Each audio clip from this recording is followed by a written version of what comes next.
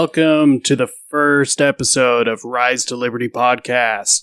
Thank you so much for joining. My name is Jacob. If you could take just a quick second, follow, subscribe, share, leave a review, that would do absolute wonders for this show. Helps out more than you would think. All right, I've been struggling with exactly how to start this whole thing off. Kind of diving in with both feet, but I think I got it figured out. I'm going to start off with a quote. A quote that kind of describes exactly my intention and really where I want to go with this. Expose every belief to the light of reason, discourse, facts, scientific observations. Question everything. Be skeptical because this is the only chance at life you will ever get. James Randi. So next I would like to ask, when was the last time that any one of you have watched a magic show, seen one in person, watched it on TV? David Blaine. I'm not counting that hack Chris Angel. He's a joke. I'm actually talking any magician, amateur or professional. You knew that you were being tricked. You were being manipulated. Your senses were being manipulated. And yet it was still a great time. Magicians are the most honest people on this planet. They tell you that they're going to manipulate you, and then they do. The reason I'm bringing this up is to make a point that no matter how intelligent you are, no matter how observant you are, somebody with the skills, the talent, the intention to manipulate and control what you see, what you hear, will be able to manipulate you. You need to be on constant guard to be able to discern. And referencing the opening quote, you need to question everything. Even things that you are 100% sure of, you need to turn around and question. Always be skeptical. Always be testing your beliefs, the logical conclusion to your beliefs. Always be questioning. You need to always constantly be improving. I will have to make the claim that objective truth exists. There is absolutely no arguing that with me. I understand some people don't agree with that. That's fine. And I'm sorry to tell you, but you're wrong. There is such thing as right and wrong. It is universal. Just because you don't understand it, just because you weren't raised that way, just because you have some sort of an issue to where you reject it, whatever it may be, just because that is, quote unquote, your truth, doesn't mean that that is the truth. Your perception does not dictate reality. That leads me to my next point. It's another quote. Wide acceptance of an idea is not proof of its validity. Dan Brown. This all means that you should be constantly aware, constantly improving, constantly searching for the truth. It's okay to think a certain way, to have a certain opinion. However, there are undoubtable universal truths. Say you're in a group of 10 people. 9 out of 10 people believe one thing to be true. That doesn't automatically make it true. You, being the one person that doesn't believe what they believe, could have the truth on their side. I am not saying that I have all the answers. I have my faults. What I am saying is that through empirical observations, lots of conversations, lots of heavy work, admitting when I am wrong, updating my views on life, I have been able to be on the right side more often. I still have lots of work to do. Everyone still has lots of work to do. You could think that all truth is subjective, that it is what you make it. We're all faulty. We're all human. The ultimate goal is to improve ourselves to be able to live the best life possible. People do not like to admit when they're wrong. I can firsthand tell you that I absolutely loathe being wrong. But I do have enough humility to be able to accept that I don't know something. I do reserve the right to be wrong. So does everyone listening to this. When it does become an issue is when you are presented with objective truth and choose to ignore it. When you choose to stay ignorant, that is upon you. You are only hurting yourself and the ones around you. So ultimately, I really hope to open up just a great dialogue with everyone. This has been a long time in the making, and I'm here to stay. I'm not going anywhere, and I'm going to be a force to be reckoned with. I hope you guys are ready. You won't always agree with me. I'm sure I won't agree with you all the time. Hopefully we find common ground, but we can't agree to disagree. I will definitely say some things that might make people angry, and I might get some things said to me that might make me angry. If you can't handle a brutally honest conversation about things, this is not what you need to be listening to. If you think you can handle it, come join me. I look forward to becoming a better person with you. Alright, let's get into one of the main topics. Language control equals mind control. I don't think a lot of people sit and actually appreciate the fact that being able to communicate to one another is how anything in this life gets done. The ability to communicate and express ourselves is fundamental to humanity's progress as a whole. Yes, nonverbal cues also play a part in this, but you can't just use body language. It is a massive part. However, discourse on any level cannot happen without that other percentage. I believe somewhere 90%, 70%. Somebody can correct me. Communicating is through body language. But that's not 100%, and you need the other part just as much as the 70 or 90, whatever it is. So a big issue that I currently see is language. And honestly, a lot of people are going to say, you're arguing semantics. Honestly, yes. Semantics are incredibly important. Semantics are literally the study of meaning, the study of the meaning of words. Words mean things, and that also means something. We need to effectively be able to communicate what we mean, what we want, what we're thinking, what we're feeling. A lot of us could definitely use some improvement on that. I know I definitely can. I have been terrible at it. It's a skill that you learn over time. And everyone definitely needs some work. But the big issue is when people use language to manipulate. I would like to genuinely think the best in a lot of people. One objective truth that I would love to see anyone argue with, because I don't think you can. There are such thing as bad people out there. There are bad actors. People that either don't care about causing harm or with the explicit intent to cause harm. Why? That's a different discussion. But these people exist. There are a lot of them, and you have to be concerned and on your toes. Now, depending who you are, depends on my level of skepticism. So, my family, my loved ones, friends, coworkers, acquaintances, all have different levels of my skepticism. Some have no skepticism because I know I can trust them. Some have a little bit, so I don't give them full trust. And there's other people in the public sphere that I am immediately 100% skeptical of. Mainly politicians. I am not currently saying that all politicians are bad or good. I'm not making a judgment call. What I am saying is that when somebody approaches all of society, a mass group of people, and tells that group that they have the answers, that they know how to do things right, I am very skeptical. Humans are very faulty. People lie, cheat, still. So I'm very wary. I'm not going to willingly give that up. Not just politicians, but people in life. People like to screw people over. Drug users, typically known for lying, cheating, stealing. Some children lie. And I'm not talking about little kids with little innocent white lies thinking that they can get away with stealing 50 cents out of their mom's purse. I'm talking about being in high school.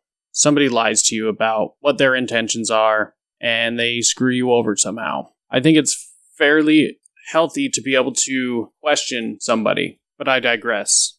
Semantics, the study of words. Why is that important? Words exist so we can distinguish one thing from another. It's how we make sense of our reality. It's how we define and discover truth. Words shape everything around us. They shape our entire universe. They affect us, the people around us, our communities, and much larger scale, our country and the world. Language is one of the most powerful things that almost everyone overlooks all the time.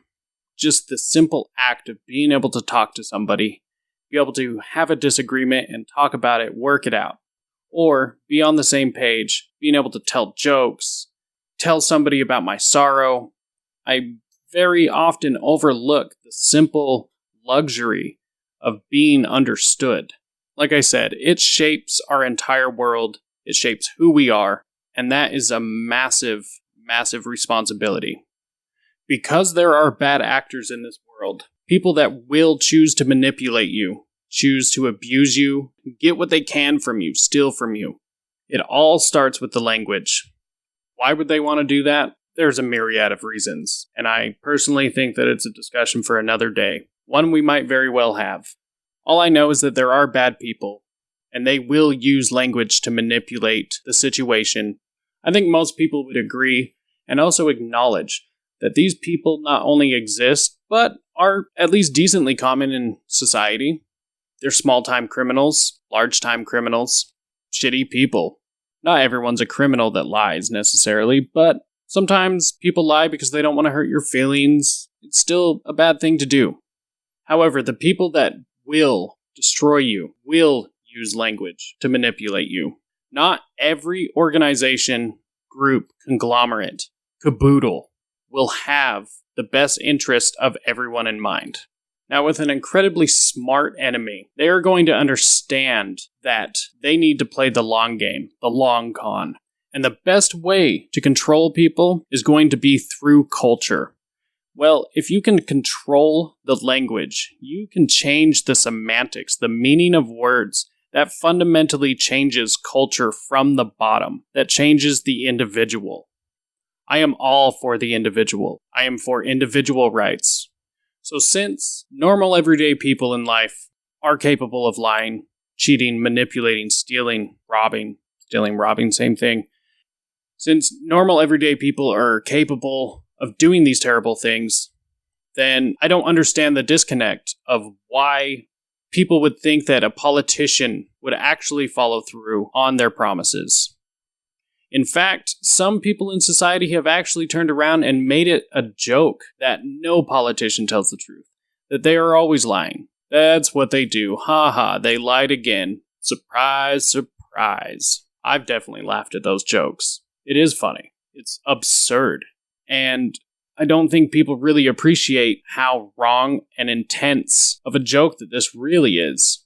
They are manipulating people, saying one thing, doing another, but I don't understand how people can joke about it and not be outraged. You would be absolutely pissed if any authority figure in your life lied to you, used and manipulated you. So why is it any different with this deity that we seem to get a choice to choose every 4 years? Every 2 years, 6 years, whatever. Any of these people that make wide promises to everyone. Why is it not okay for your significant other to lie to you, but it's okay if they do? In fact, we just joke about it. Why is that okay? To continue down the road, you gotta ask yourself, somebody's capable, definitely somebody could have the motive, or they just wouldn't care and they are a sociopath, psychopath, what have you. So how would they do this? How would anybody do this? Well, in my opinion, they would do it through the use of euphemisms. It's the substitution of one meaning to possibly soften the blow, to imply a double meaning, or they would honestly just flat out change the meaning of a particular word. Use it in a different way. They would make you believe one thing about one word when they really mean another. Call it euphemisms, call it doublespeak, call it political speak, call it whatever you want, but it's all the same thing. To give one example, if you oppose one side of the political aisle, then the opposition would call it obstruction. Oppose that other side, they could call it resistance. Two very different meanings, but it's the same action. I referenced this earlier, but one of the more common doublespeaks that we hear currently is my truth. Okay, well, let's kind of break this down.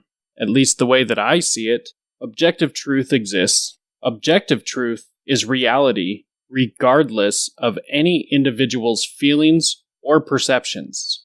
The way I understand it, my truth is how that person who says that perceives things regardless of how things actually are. Now, I'm not saying that people's perceptions, opinions, views on life are wrong, but you can't use your perceptions in replace of objective truth. Objective truth is true for all of us, not just one of us. By using the term my truth, you are making an emotional argument. Emotions are not arguments. Emotions are not facts.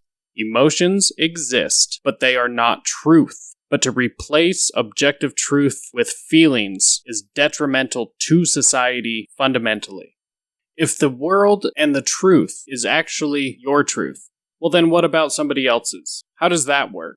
How is it that one person's opinion can be the truth, and you can deny somebody else's their opinions, their feelings?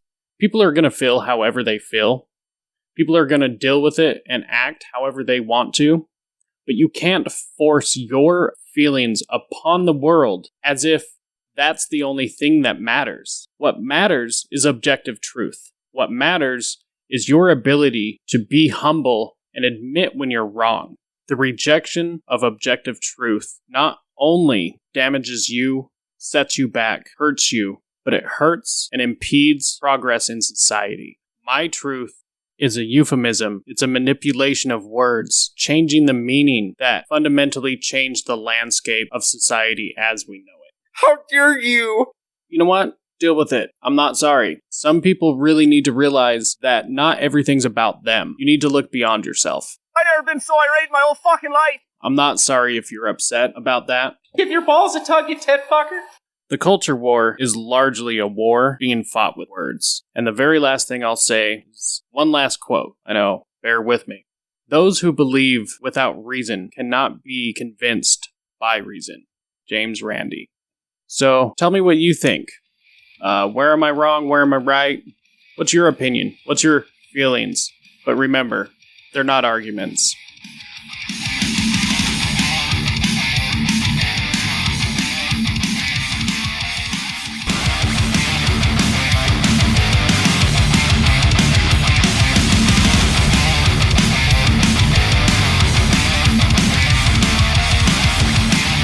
All right, and we're back. Well, that was first segment, first show. Was it the greatest? Yeah, it was. It really was the greatest. It's all I do. Can't help that my mother gave birth to a legend. How dare you? Yeah, well.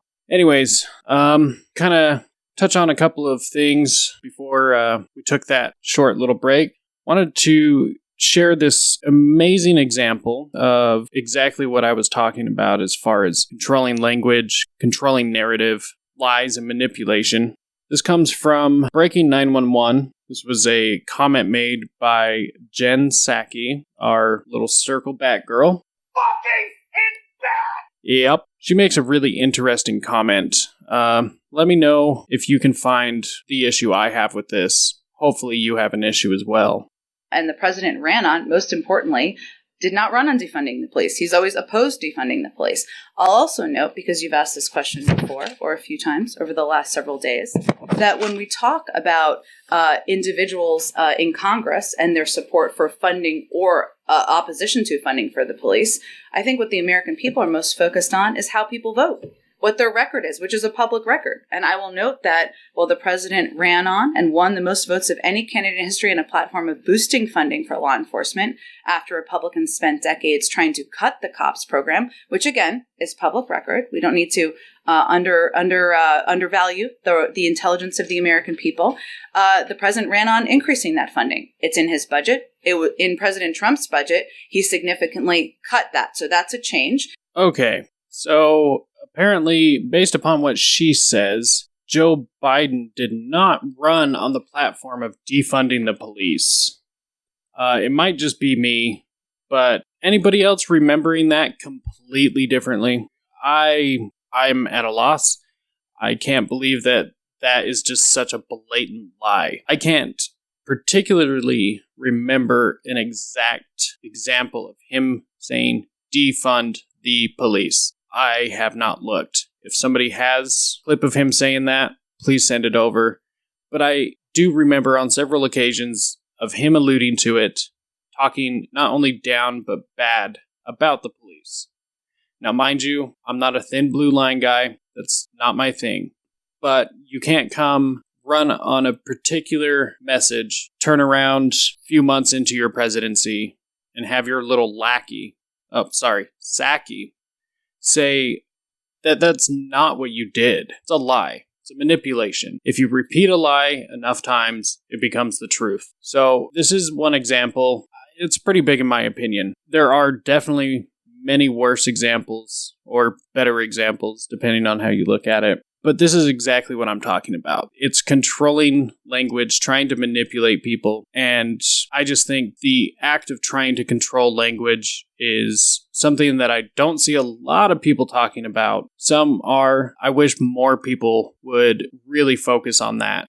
It seems to be the issue. And there's a lot of discussions always about messaging. How do we message? How do we reach people? We really need to focus on exactly what language we're using. We need to use correct terms, correct people when they use incorrect terms. I think the language itself, the actual words, the nuance, is definitely what needs to be addressed and talked about. Now, before I move on, I would like to read some words that you should know, and if you don't, you need to catch up. Educate yourself. Do your own research. We hold these truths to be self-evident, that all men are created equal, that they are endowed by their Creator with certain unalienable rights, that among these are life, liberty, and the pursuit of happiness. Back to language. With these words, the first sentence of the Declaration of Independence, you got two sides of the debate. You have originalist and non-originalist. There might be another term. That's what I was told they were. That seems pretty reasonable. Originalists will take the writings, the sentiments at face value. Non-originalists will take these words and believe that although that might be what they said back then, that it doesn't necessarily apply now. I'm not saying that this is a perfect document. I am not saying that it is the end-all be-all. I'm not making a judgment call on who the authors of this document were. What I am saying is that very one particular statement should, in my opinion, be the end goal for anyone who's serious with living a peaceful, private, and meaningful life. My opinion, the United States is the greatest country in the world. That does not mean that wrongs have not been committed against people who reside in the country. That does not mean that the country is perfect. That does not mean government is great. That does not mean horrible things have not happened. America has not always lived up to the ideals that were preached. That is an issue, and we can talk about that. But personally, that one statement says it all for everybody. All men are created equal. Well, because of the changing times, there's a different meaning to that. It wasn't all men. It was all humans, mankind. A lot of people fundamentally don't understand that. Now, if you take this document at face value, everything taken into consideration, that first sentence covers everyone. And I personally do not see how one could say that they care for people or want peace and prosperity and disagree with that statement. I'll say it again. America has not always lived up to the ideals, but that is upon us to pick up that burden and look at everyone and be like, what the hell are you doing? This isn't just my responsibility, it's also your responsibility. And that's on us to make sure that the greatest country on earth can become better, can improve upon the foundation, and have a future that will allow future generations to not only survive, but to thrive. Yep. All right. Thank you. I know. And thank you. Okay. So the next thing I'm going to jump into, we're going to do a little biography spotlight. Real quick, I would like to preface this biography highlight with an overall subject. Propaganda. What do you think of when you first hear that word? I know what I think. Typically something negative, some dark, shady thing related to spies somehow. I don't know. But you hear that word and it's not necessarily a good thing. Well, as far as controlling language, controlling and taking this word back to propagate, to propagandize the spreading of ideas, information, or rumor for the purpose of helping or injuring an institution, a cause, or a person. So, inherently, propaganda to propagandize someone is not inherently evil. It's not inherently bad. It is a tool. And much like tools, sometimes bad people get their hands on them. In world history, some bad people have definitely used propaganda for terrible things. Personally, I feel that I was propagated by the great Ron Paul. Otherwise, I don't think I would necessarily have the exact view of the world that I do today. I'm sure you can think of an example where you have been propagated in your life. A lot of us went to public school, maybe some to private. Everyone in public school was propagated November 22nd, 1891, Vienna, Austria.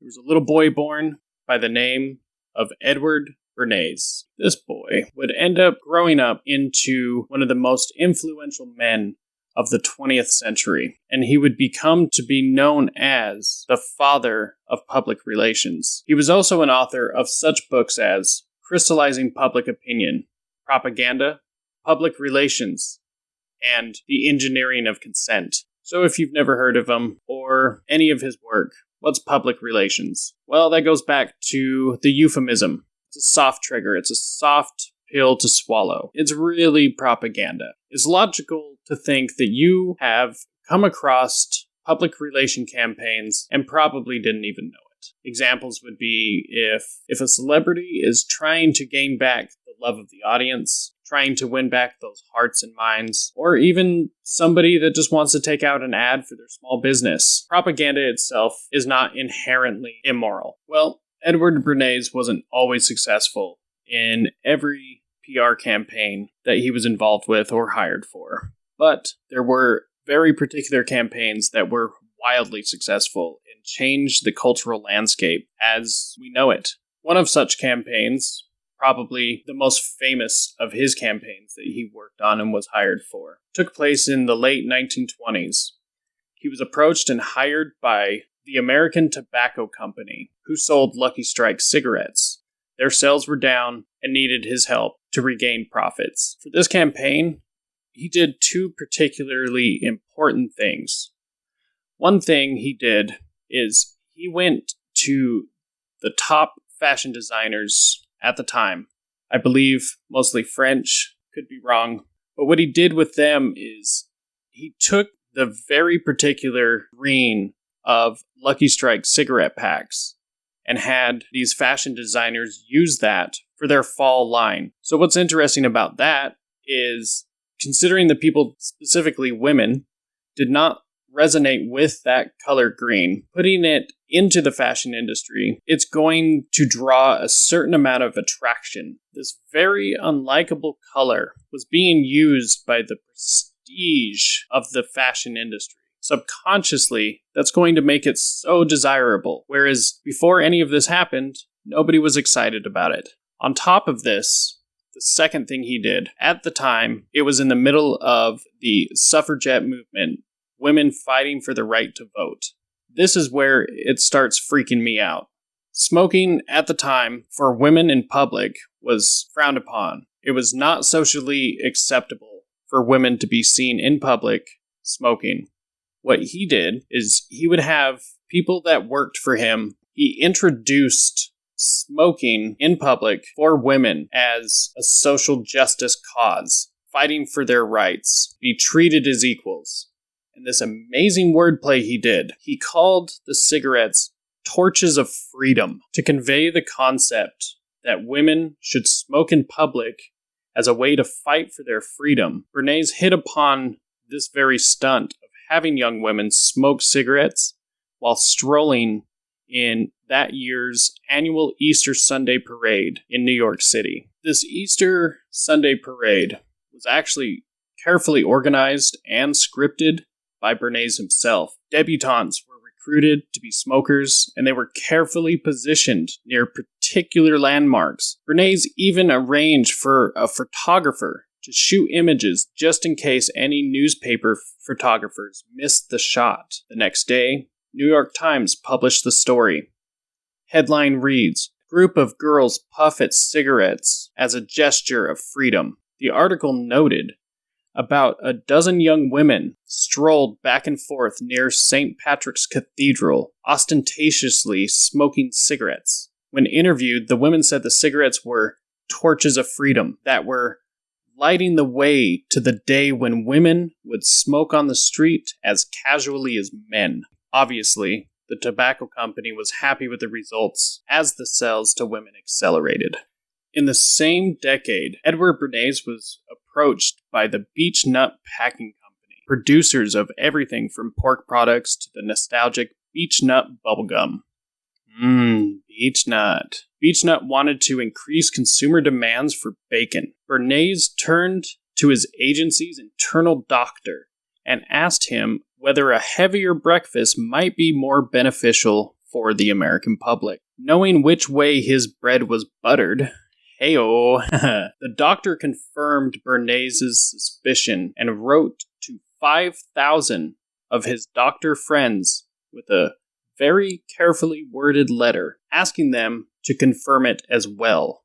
This quote-unquote study of doctors encouraging the American public to eat a heavier breakfast, namely bacon and eggs, was published in major newspapers and magazines of that time to great success. Beech Nut's profits rose sharply, all thanks to Edward Bernays. So, let that sink in for just a second. 1920s, he was hired by Beech Nut Packing Company, and through his campaign was able to get Americans to eat breakfast, particularly bacon and eggs, one of the most American breakfasts, just as American as apple pie, because they believed that it was going to be healthier for them. Here we are, close to 100 years later, an American breakfast still almost always includes bacon and eggs. That's exactly how much power his techniques have on the general public. This isn't a matter of just manipulation. This is propagandizing. Okay, maybe a slight little bit of manipulation. Paying off a doctor to side with you. Okay, that's pretty corrupt. Let's be honest. But because of that campaign, we still eat bacon and eggs. To me, that's absolutely terrifying, and I'm absolutely amazed. So, a couple of campaigns, I'm not going to go into depth here, but a couple of notable campaigns that he was also responsible for. He was the guy who was hired by the Aluminum Company of America to use the American Dental Association to convince people that water fluoridation was safe and healthy to the public. His campaign for Dixie cups scared people into thinking the glasses they were drinking out of were unsanitary and could be replaced by disposable cups. He was also hired by President Coolidge to help run his re-election campaign in 1924 and encouraged Coolidge to invite the country's leading vaudevillians to the White House for a meet and greet over pancakes. Even one of the many monsters who called themselves the Nazis, Joseph Goebbels himself, propaganda master for the Third Reich, used Edward Bernays' techniques to be able to manipulate the German citizenry into the Nazis' endgame. So, there's a brief synopsis on Edward Bernays. I have actually read 2 of his books. I highly recommend them. Incredibly eye-opening. He was an amazing man. However, he was not the only PR publisher. He ran campaigns that still influence our daily lives today, and there are many more like him. So, what does all of this mean? It doesn't necessarily mean that he was a bad person. He could have been. He did also help try to lie us into a war, us as in the United States. That's pretty bad. But I never met him. Neither have you. I can't say he was a bad guy. I don't know where it was coming from, but that doesn't look good.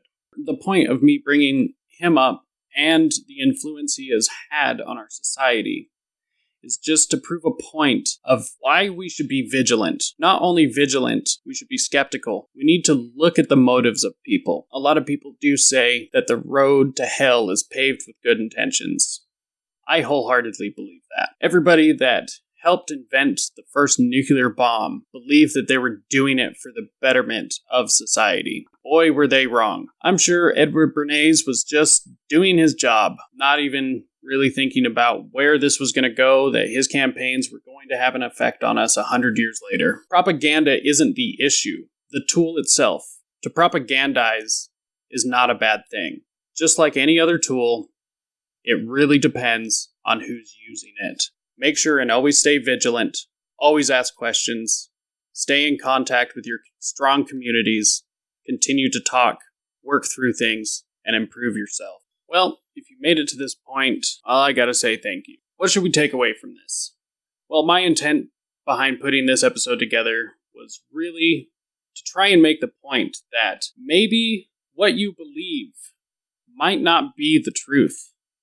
Maybe what you believe could be intentionally pushed on you to cause you harm, to cause your fellow citizens harm, to cause your family harm, your friends. Maybe the things that are popular aren't what should be popular. In my personal opinion, there is a lot of very simple, divisive, nasty messaging coming from popular culture. I have always been a proponent of the counterculture. You can't agree with every popular person, every politician, every musician, actor, actress. You can't agree with all popular culture, have the exact same opinions that they keep pushing their talking points, and still be counterculture. All men, women, everybody, regardless of what you are, where you are, everybody is created equal. To be able to live a life free without the threat of violence or fraud being forced upon you is the exact way that everyone should live. It's what we deserve. Being alive gives us the right to not be abused. Whether you agree with me or not, I am going to fight to make sure that you can live any way that you want to live, as long as you don't force it on anyone else. Now, the last thing I would like to say, no matter how much evidence or statistics, reasoning, logic that you throw at some people will not accept it. Now, here's going to be an unpopular opinion, but I stand by this. A lot of these people need to be made examples of. I'm not saying go out of your way to just be terrible to them, but I think it's a very useful tactic, one I would like to see a little bit more of. They need to be mocked. They need to be chastised. Don't go out of your way to harm people. That's not the way. If somebody has already been in front of you, causing problems, not letting it go, and we've all come into contact with them, push back. That is the self-defense. You end up having to walk away. It will make them angry. This doesn't work for every situation. I understand the nuance. However, this can be used in several situations. I have seen it done before. So definitely keep that in mind. Is it right for you? Should you do it? That's up to you to decide. I'm not going to tell you that you have to. However, I do think that we should take a little bit of their tactics and use it better than them. Yep. Thank you. All right. No, that. All right. Okay. Thank you so much for listening to this first episode of Rise to Liberty podcast. Was this episode that great? Yeah, it really was. I already said that. I really hope you come back for the next episode. There's a lot of big plans in the works. There's some really cool stuff coming down the pipeline. So I really hope you stick by, because it's only going to get better from here. And it was already great. Make sure and listen to the very end of the episode. There will be updates and next week's episode preview. I'm your host, Jacob Johnson, and until next week, stay free, my friends.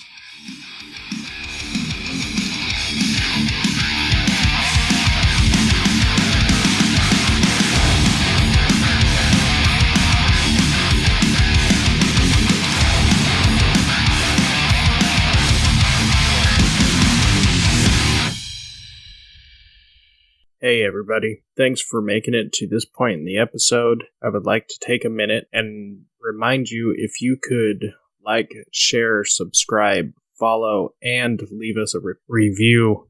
That really helps out the show, and you would be doing wonders. Also, make sure to check out our socials. There will be links in the show description, Instagram and Twitter, for as long as those platforms will last. Telegram, Gab, Odyssey, YouTube. You can find us pretty much anywhere. Like I said, there will be links in this episode description and all future episode descriptions. This portion of the episode is going to be for updates, corrections, news, anything going on behind the scenes.